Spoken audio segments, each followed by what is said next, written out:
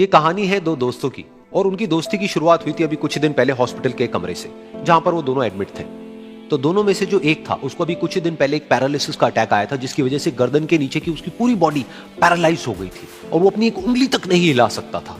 और पूरे दिन जो भी नर्स उसके पास में आती वो उसको एक ही बात कहता कि मुझे कोई ऐसा इंजेक्शन दे दो जिससे कि मैं मर जाऊं, अब मैं और जीना नहीं चाहता, ऐसी जिंदगी का मैं क्या करूं।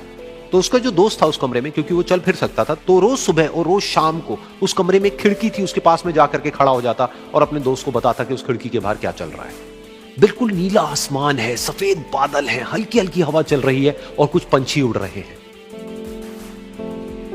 एक बहुत ही सुंदर बीच है जहां पर कुछ बच्चे मिट्टी के घरौंदे बना रहे हैं।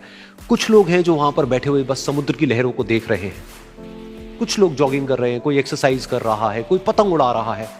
वहां पर एक आइसक्रीम की स्टॉल है जहां पर कुछ लोग आकर के आइसक्रीम खा रहे हैं। और सनसेट के टाइम पे जो पानी है वो पूरा गोल्डन हो जाता है और चमकने लगता है। तो शुरू में तो जब उसने वो सब बताना शुरू किया तो उसके दोस्त के ऊपर ज्यादा असर नहीं हुआ, लेकिन धीरे धीरे उसके अंदर जीने की चाह जागने लगी। अब वो सुबह का इंतजार करने लगा कि जल्दी से सुबह हो और मेरा दोस्त मुझे बताए कि आज यहां पर क्या हो रहा है। कुछ दिन तक ऐसे ही चलता रहा। फिर एक दिन जब वो सुबह उठा तो उसने देखा कि सामने वाला बेड खाली है। फिर उसने नर्स को बुलाया और उससे पूछा कि क्या वो डिस्चार्ज हो गया है। तो नर्स ने कहा कि आपको तो उन्होंने बताया होगा, उनके पास कुछ ही दिन बाकी थे और कल रात को ही उनकी डेथ हो गई है। ये सुन करके उसके अंदर की उम्मीद पूरी तरह से टूट गई, क्योंकि सिर्फ उसका दोस्त ही था जिसने उसको बाहर की दुनिया से जोड़ा हुआ था, जिसकी वजह से वो जान पाता था कि बाहर क्या हो रहा है और ये दुनिया कितनी खूबसूरत है। तो कुछ दिन तक तो वो रोता रहा और उसने जीने की चाह छोड़ दी। लेकिन दूसरी ही तरफ से उसके अंदर कहीं ना कहीं एक नई चाह पैदा हुई कि काश मरने से पहले एक बार मैं खुद अपनी आंखों से देखूं इस खिड़की के बाहर कि दुनिया कैसी है। जैसे जैसे उसकी ये चाह बढ़ने लगी, उसको अपने अंदर एक अजीब सी एनर्जी महसूस होने लगी। और फिर एक दिन उसने अपनी पूरी ताकत लगा दी और किसी तरीके से वो बेड से नीचे गिरा और पकड़ पकड़ करके किसी तरह से उस खिड़की तक पहुंचा। फिर उस खिड़की को पकड़ करके वो खड़ा हुआ और खिड़की के बाहर देख लिया। लेकिन खिड़की के बाहर देखते ही वो गुस्से से भर गया। उसने जोर से नर्स को आवाज लगाई और जैसे ही नर्स आई उसने नर्स से पूछा, ये तुमने क्या किया, ये खिड़की के बाहर काली दीवार क्यों खड़ी कर दी।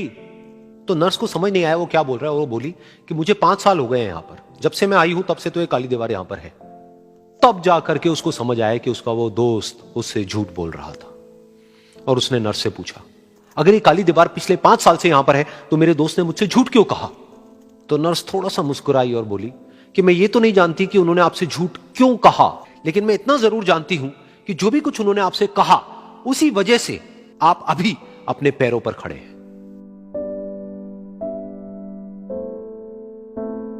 तो इस कहानी से हमको यह सीखने को मिलता है कि जो हमारे शब्द हैं, जो हमारे वर्ड्स हैं, जो हम अपने मुंह से बाहर निकालते हैं, उसमें इतनी पावर है जिसकी कोई हद नहीं है। वो किसी आदमी को गिरा भी सकते हैं और उसको उठा भी सकते हैं।